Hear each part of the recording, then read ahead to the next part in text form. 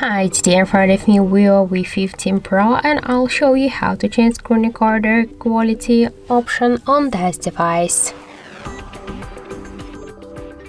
So first, just open the control panel and find here somewhere screen recorder icon, record screen icon.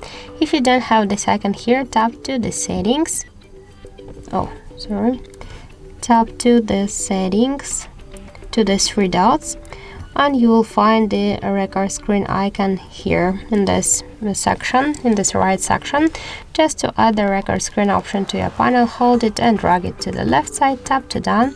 And after that, before starting your screen recording, you should press and hold this record screen icon, and here you'll see the picture quality section.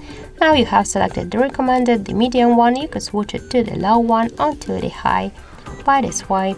And after that, you could start your screen recording.